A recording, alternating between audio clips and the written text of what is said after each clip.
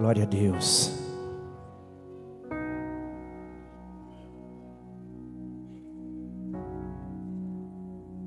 Grande verdade é que mesmo diante da nossa rebelião, não por nós mesmos, mas pela sua misericórdia, o Senhor continuou nos amando.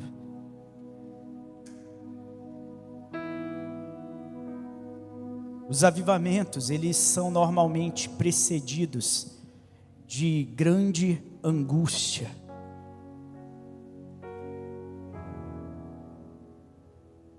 Quando, por exemplo, depois de 70 anos no cativeiro babilônico, o povo de Israel novamente, ele retorna. A sua cidade estava completamente destruída. Os seus inimigos estavam todos eles se gloriando diante da derrocada, da derrubada do povo de Deus. E aí, 70 anos após essa diáspora, o povo já tinha perdido até mesmo, a maior parte do povo tinha perdido até mesmo a sua língua. E a língua, que é algo tão particular de um povo, 70 anos depois, em 7 décadas, o povo todinho já tinha perdido isso. E nós vamos ler o retorno deste povo, através dos livros de Neemias, através também do relato de Esdras. Aquele povo que vem sendo inicialmente liderado por Zorobabel. E também, mais à frente, pelo escriba chamado Esdras. E nós vamos vendo que aquele povo desorganizado, mas vários deles atendem ao chamado e eles retornam até Jerusalém. O livro de Malaquias acontece justamente nessa época. Eu quero lhes dizer que era uma época onde o índice inflacionário estava muito alto economicamente falando. Por causa dos muitos tributos, as pessoas sequer tinham dinheiro, estava tudo em falta. Era uma crise econômica, era uma crise cultural, era uma crise onde se tinha perdido a tradição. O livro da lei estava ocultado daquele povo. Malaquias, por exemplo, ele se levanta sendo contemporâneo a Esdras, sendo contemporâneo a Neemias, e ele se levanta com uma palavra contra o povo de Israel. Porque a pior das ruínas não era a ruína da cidade ou a ruína do templo. A pior das ruínas era a ruína daquele povo que tinha perdido a capacidade de adorar do modo correto, a capacidade de se entregar e de novamente confiar no Senhor. Era a ruína daquele povo que olhava para os estrangeiros, que olhava para os impérios que os cercavam e viam mais prosperidade nos impérios e que acreditavam que o Senhor os havia abandonado por causa disso. Mas o Senhor nunca os havia abandonado. Tanto é que dentro do Império Babilônico nós vamos vendo os milagres acontecendo e o Senhor continua falando. Fala por meio de Daniel, fala por meio de Ageu, convocando e dizendo para o povo, profetizando acerca da reconstrução do templo e ainda anunciando que a glória da segunda casa seria muito maior do que da primeira. Porque a segunda casa veria a manifestação do Salvador. Era a segunda casa que teria Jesus Cristo adentrando as suas portas. E a gente vê que todo avivamento, ele nunca nunca vem precedido de uma bonança ou prosperidade. Ele vem precedido de arrependimento. Falo aqui do profeta Malaquias. Vocês vão ver que primeiramente ele aponta para o sacerdócio. E a profecia dele, que é contra o povo de Israel, primeiro atinge o ministério. Primeiro atinge aqueles que deveriam ser os guardiões do culto e da adoração a Deus. Eu vejo um monte de gente pegando Malaquias 3 e utilizando para exortar o povo de modo descontextualizado. Vocês me roubam nos dízimos e nas ofertas, mas eu não vejo um destes pastores, eles primeiro lendo o primeiro capítulo e o segundo capítulo de Malaquias e vendo que aquilo se trata primeiramente de nós, que estamos aqui em cima. Primeiro de nós que estamos no púlpito. Por último, é que ele trata com o povo. Por último, é que ele trata com os pequeninos. A palavra sempre vem cortante. E o povo se arrepende. E o povo que havia repudiado as suas esposas retorna. E o povo assume a postura da reconstrução. E o povo olha para a tragédia. E eles ouvem a palavra dos profetas. E dos escombros da tragédia, eles novamente vão se erguendo.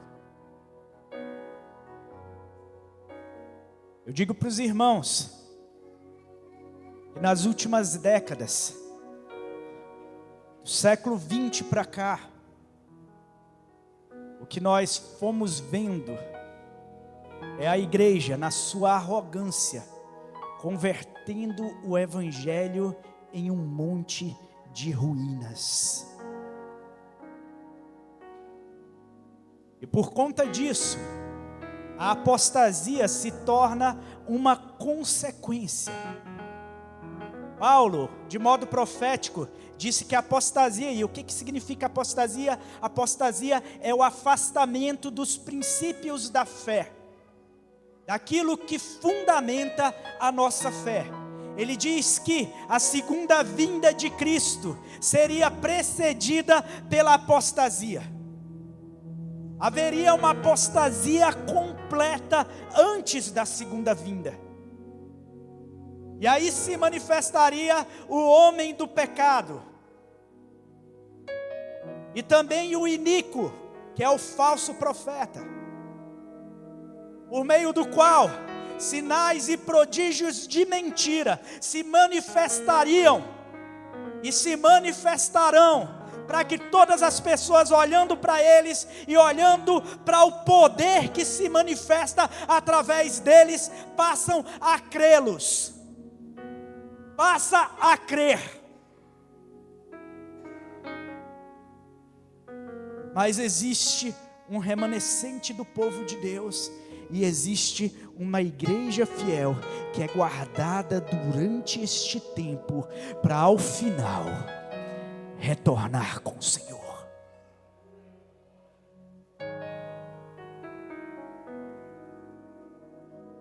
Para Malaquias, diante do acúmulo de apostasia, de pessoas que na sua adoração entregam animais aleijados, e na sua adoração apresentam os coxos, apresentam os animais cegos, apresentam aqueles que eles não teriam coragem de apresentar para os líderes seculares, mas eles apresentam isso diante do Senhor, porque eles não são capazes de confiar na providência de Deus. E eles, na escassez econômica, no problema que eles estão passando, na fome que está assolando a terra, e ainda assim, uma terra que se vê cercada por diversos inimigos, onde eles estão conspirando o tempo todo para de alguma forma acessar, adentrar no meio da construção, inimigos que se fingem de amigos. Eles chegam até Neemias e falam: olha, a gente está vendo aí, poxa, esse intento de vocês de reconstruir, deixe a gente participar, deixe que a gente te ajude.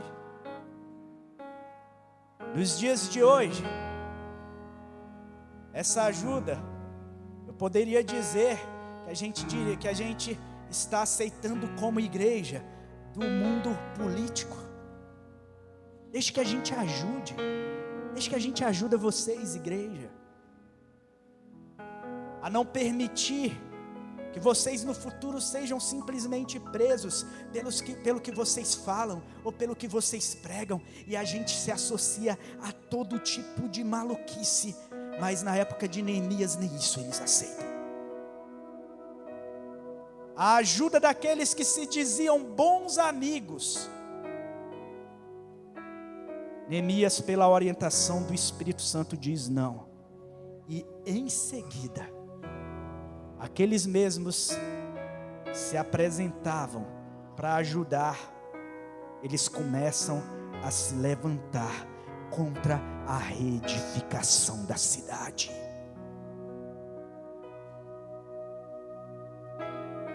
Eu quero dizer, igreja, é que avivamento se dá através de pureza. Avivamento não vem de cima não vem do mais alto escalão para o mais baixo. Vem dos céus à terra, mas não do mais alto escalão para o mais baixo.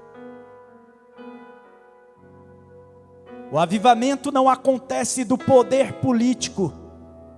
Pelo contrário, quando normalmente adentra o poder político na igreja, a igreja ela entra num estágio de dormência, e ela começa a admitir tudo que é tipo de podridão, e nós vamos ver isso o tempo todo acontecendo no povo de Deus. A purificação que acontece no tempo daquele avivamento é uma purificação onde a ordem do Senhor é doída contra as emoções daqueles homens, contra o sentimento e contra as próprias paixões daqueles homens. Para vocês terem uma ideia, aqueles homens, eles retornam do cativeiro com várias esposas que eles tiveram no cativeiro e que não eram puras, e com vários filhos. E a ordem do Senhor é muito clara: vocês têm que deixá-las, e vocês têm que deixar estes filhos nascidos no cativeiro, advindos da não observância de vocês, a uma consciência firme e plena, porque as mulheres pensem que não, mas até o mais sábio dos reis, Salomão, ele caiu aos intentos das mulheres que não eram segundo a fé, e ele termina os seus dias sacrificando ao deus Moloque. E eles sabiam, na época de Neemias, que aquele avivamento, para que ele acontecesse de modo puro, havia necessidade de abandonar até quem mais se ama. Avivamento requer corte.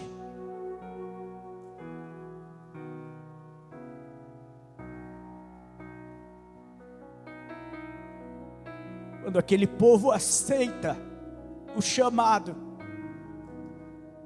eles adentram a cidade, e eles vão reconstruindo o templo, E durante décadas eles vão fazendo a reconstrução do templo. O templo que naquela época, no Antigo Testamento, o templo, ele significa uma profecia que aponta para Cristo. No nosso tempo, o templo significa o povo de Deus. No milênio vindouro, o templo será um memorial.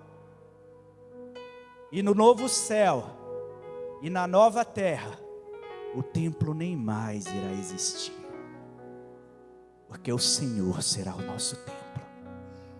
Mas na reconstrução daquele templo,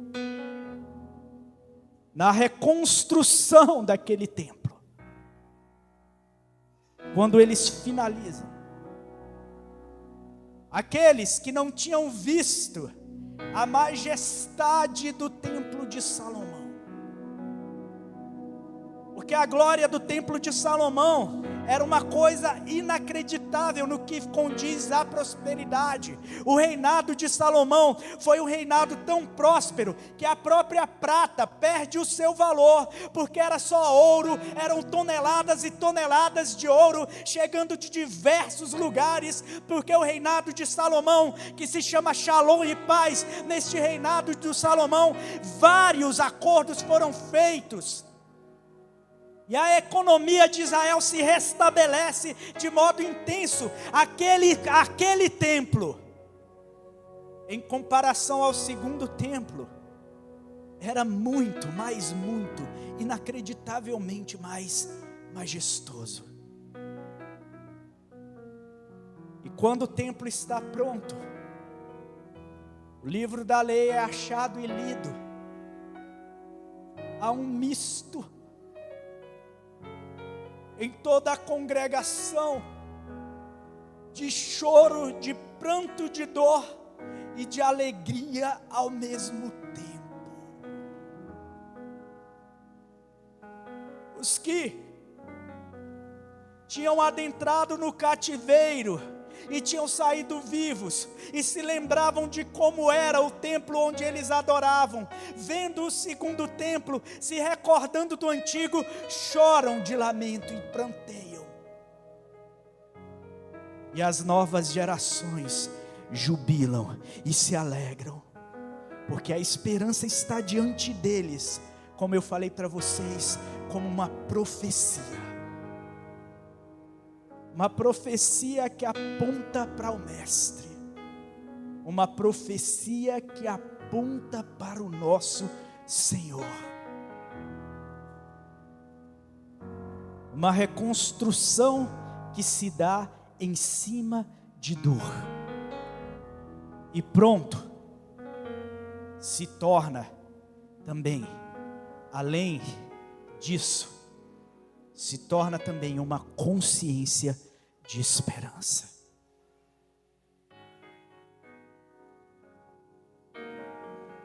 O livro de Malaquias começa dizendo: eu sempre vos amei. E termina com a promessa do nosso Salvador. Mas eu não queria falar sobre isso hoje, não sei por que eu estou falando. Eu queria ler o texto da ceia com você. 1 Coríntios capítulo 11. Do verso 17 em diante.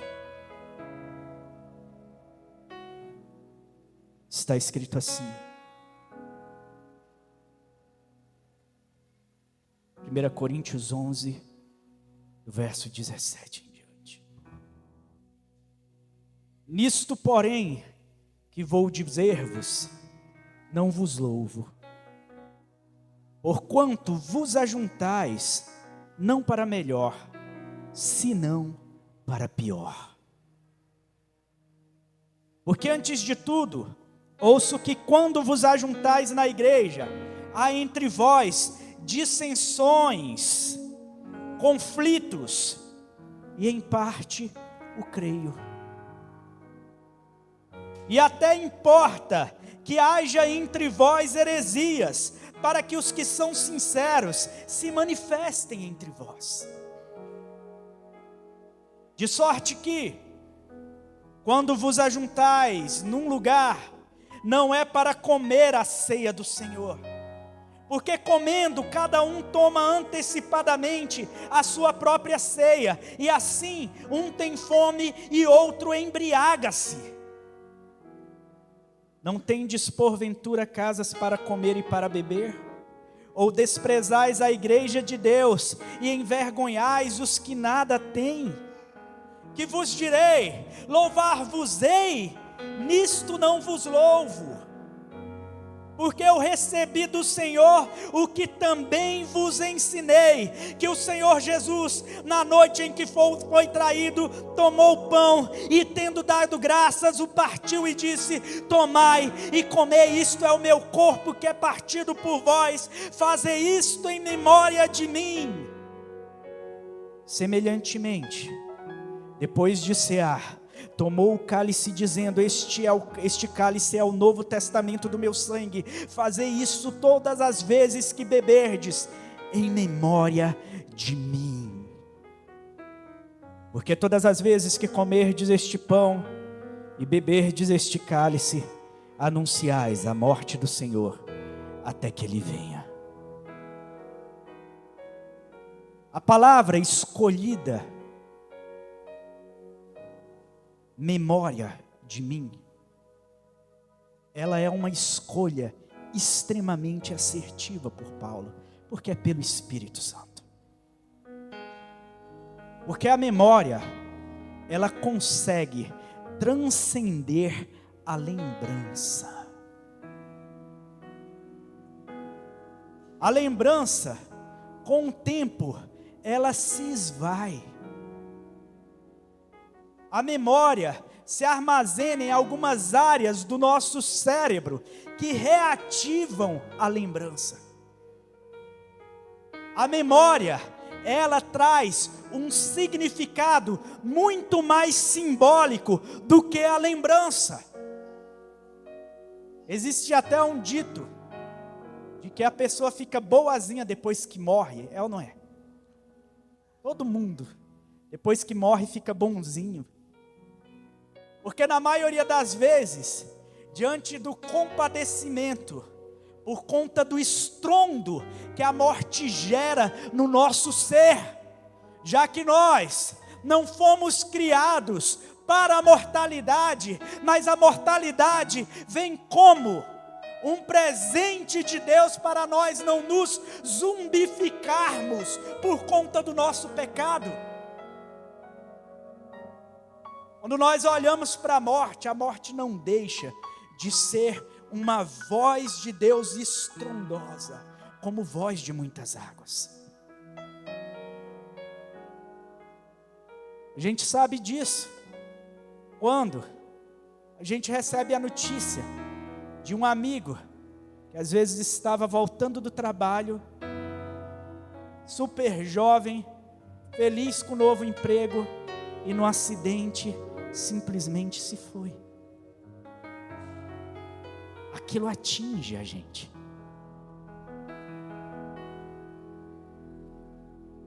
E a memória, mesmo diante do luto ou de qualquer outra coisa, a memória é um resgate daquilo que aquela pessoa normalmente simbolizou para a gente. Não existe nenhum memorial dedicado a Hitler. Procurem. Vocês vão achar o lugar em que ele morreu.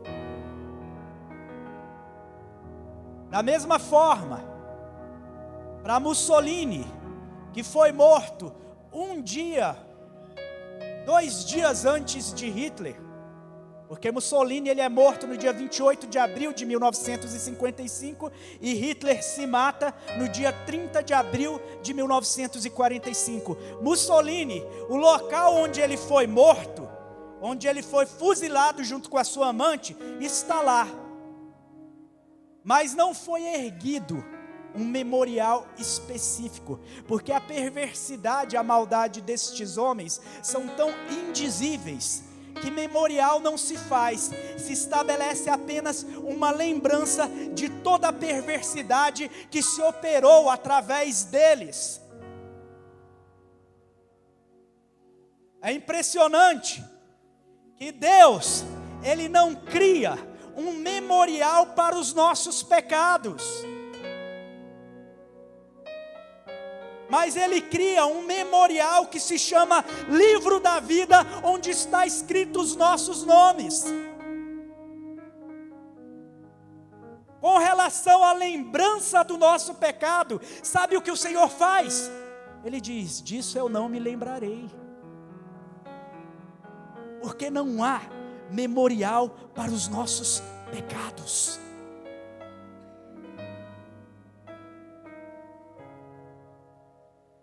Disso não me lembrarei.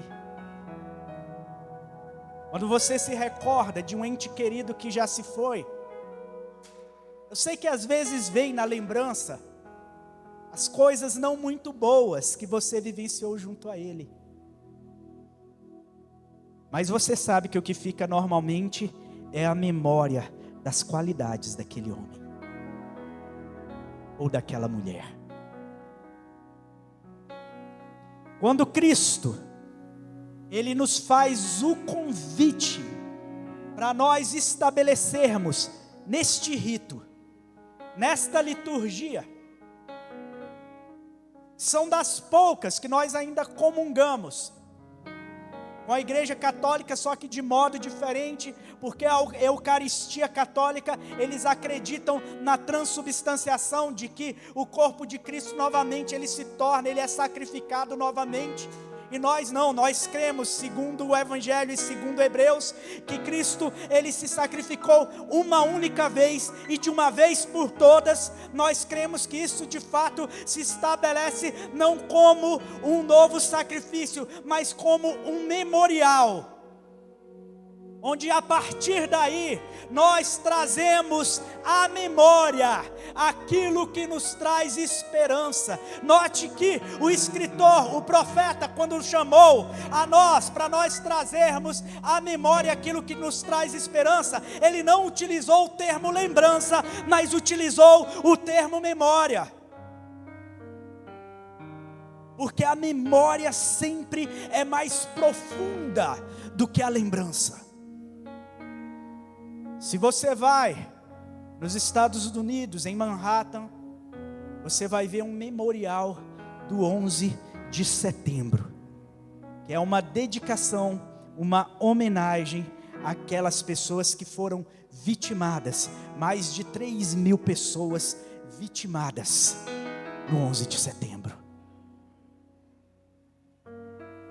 Cristo aqui neste convite ao memorial, Ele está trazendo o nosso coração para algo extremamente mais profundo, para que a igreja entenda o motivo pelo qual Ele veio, o motivo pelo qual Ele morreu, e não foi para nos dar as bobagens desta vida presente. Não foi para o nosso coração se firmar e se anexar e se afundar nestas coisas deste tempo presente. Ele diz: fazei isto em memória de mim, até que eu venha. E a igreja existe como uma voz profética, como templo de Deus, como memorial, para dizer para este mundo que o Rei está retornando. E que o nosso caminho nessa existência é um caminho de decisão por perder. Porque para ganhar a vida é necessário que você a perca, mas a gente só quer ganhar, ganhar, ganhar e ganhar. Este memorial vem até nós assim. É um memorial como convite a partilhar este pão. Eu não como este pão de modo egoístico. Eu não pego este pão e simplesmente como ele e me embebedo, como acontecia aqui na igreja de Corinto. Não, o motivo da ceia é partilhar. O motivo de qualquer bênção que nos são entregues é o partilhar, é dividir.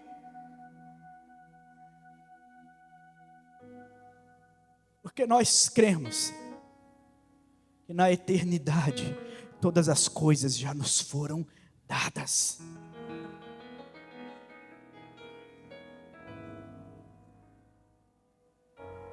A igreja, ela vai na contramão deste mundo que se chama Babilônia.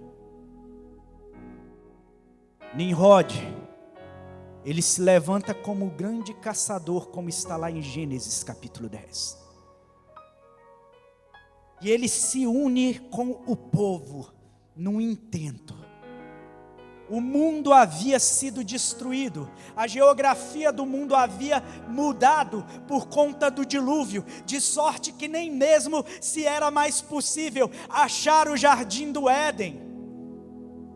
E aí eles renomeiam provavelmente aqueles rios como Tigre e como Eufrates, porque agora tinha mudado tudo. Eles eram de uma nascente única no Éden, e agora aqueles rios, eles não têm uma nascente no mesmo lugar. Ou seja, aquela região onde é o berço da civilização humana, estava provavelmente apenas rebatizando em memória de outro tempo. Na Mesopotâmia, Meso, que significa entre, e Potâmia, que significa rios, por isso que se chama Mesopotâmia. Entre os rios Tigre e Eufrates, ela se ergue, e um pouquinho próximo ali, se ergue um reino chamado Babel, sob as ordens de Nimrod. E Babel vai sendo construída, vai sendo a união das civilizações humanas em poder. E eles vão construindo, se unindo e se tornando poderosos na terra. E eles vão erguendo uma torre para se encontrar com os céus. Mas essa torre, este trabalho humano é completamente contrário ao que está esperado para nós. Nós, como igreja, não nos unimos para a construção de um trabalho para chegar aos céus, mas para anunciar uma cidade que dos céus está descendo à terra e que é a Nova Jerusalém. Nós existimos para dizer, para reafirmar isso e para nos levantar como uma voz profética contra esta geração que é imoral, que é impura, que é injusta.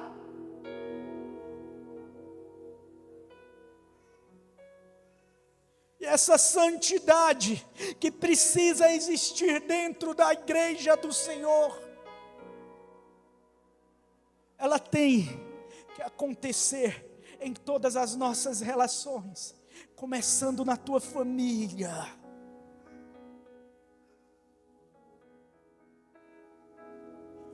Começando na tua família, se estendendo à tua congregação, e da tua congregação atingindo todos os ramos sociais onde quer que você toca. Essa voz profética precisa estar gritando altissonante. Precisa ter som de trombeta. Quando Noé, ele recebe o chamado e a profecia de que aquele mundo antigo ele seria devastado e destruído. O Senhor, ele estabelece um marco para aquela geração. Essa geração não passará de 120 anos. Quando você faz a leitura, parece que ele está dizendo que a idade das pessoas vai diminuir. Parece ou não parece? Agora vai ser 120 anos a idade das pessoas, mas não. O Senhor estava estabelecendo a idade limite para aquela geração perversa. E enquanto trabalha construindo a arca, Noé anuncia durante 120 anos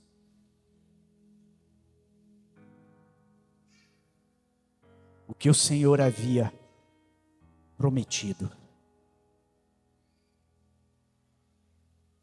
Matusalém morre no ano em que o dilúvio acontece. Não sei se dias, meses antes, mas é justamente no ano em que o dilúvio acontece. E toda a humanidade se vê devastada, destruída e morta. Igreja do Senhor,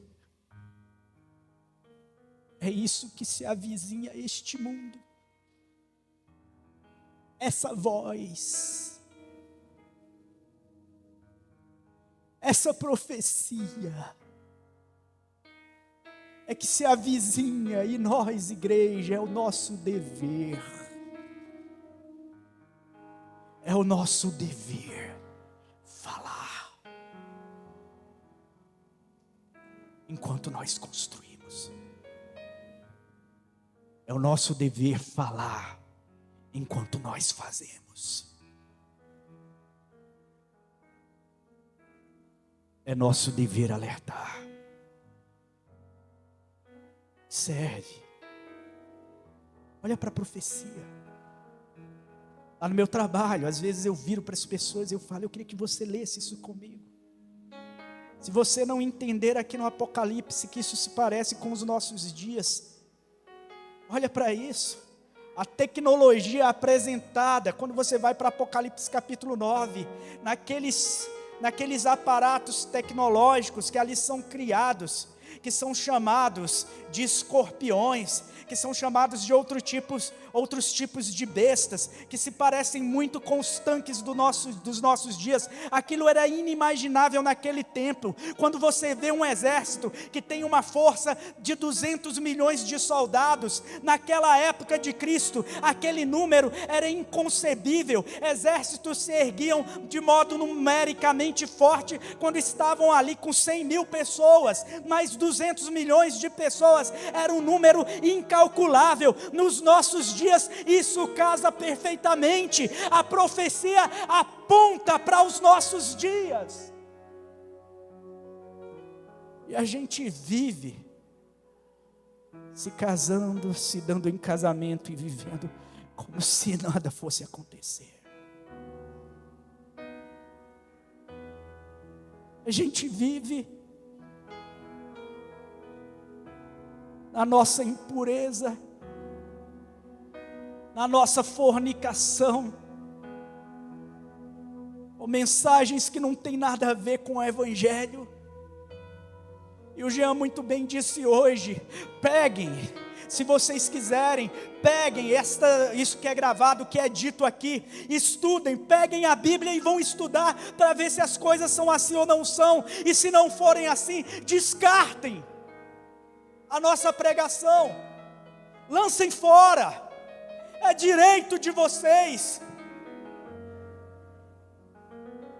mas sempre recai a nós o dever de falar, porque se nós não falarmos, sobre nós recairá o juízo.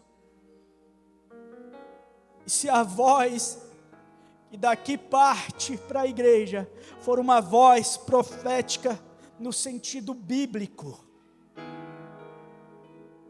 isso não é mais um problema do pregador, se for uma falsa profecia, se for uma distorção da Escritura, conforme nosso intento maldoso, ou conforme o nosso descaso para com as coisas do Senhor, que esse juízo recaia sobre o ministério. Mas se não for, esse juízo é transferido à igreja, que a recepciona ou não. Em memória de mim, até que Cristo venha. Em memória da cruz.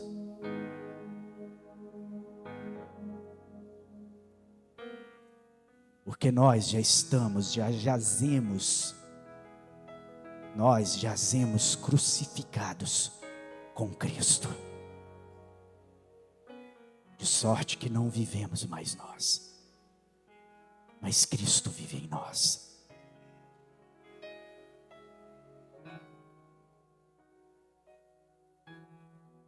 Queria que a igreja se colocasse de pé.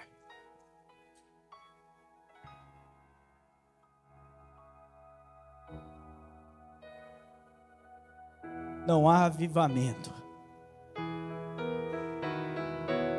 Eu sei que tem irmãos aqui que estão orando por avivamento. Eu sei que tem.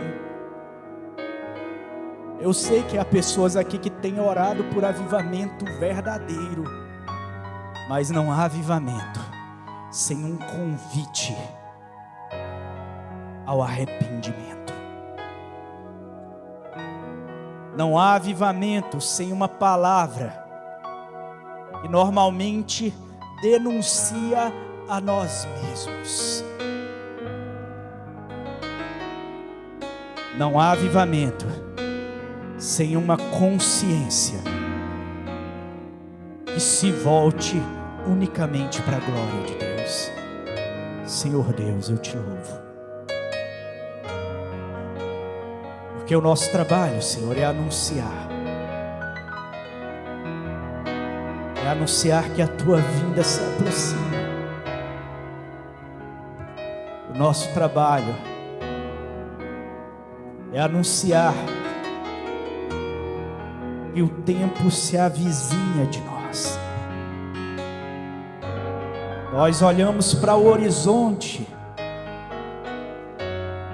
e quando nós olhamos avermelhado, enrubrecido, nós podemos discernir que a ira vindoura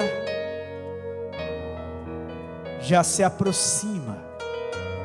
Esta geração perversa,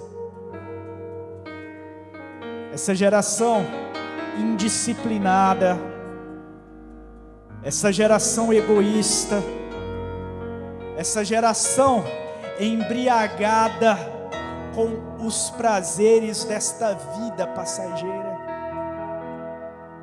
essa geração hedonista e que só vive para o seu próprio tempo, incapaz de abrir mão de suas paixões, de seus amores, incapaz de abrir mão de si, para que o Senhor cresça no meio dela. Uma geração que coloca a sua força, a sua confiança e o seu poder nas mãos dos homens, e coloca a sua confiança em si mesmo.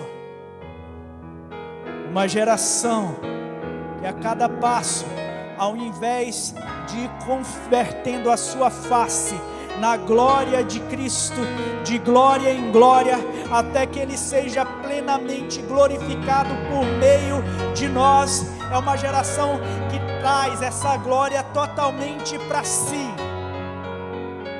e se acha a mais inteligente, a mais capaz, a mais esperta. Mas, Senhor,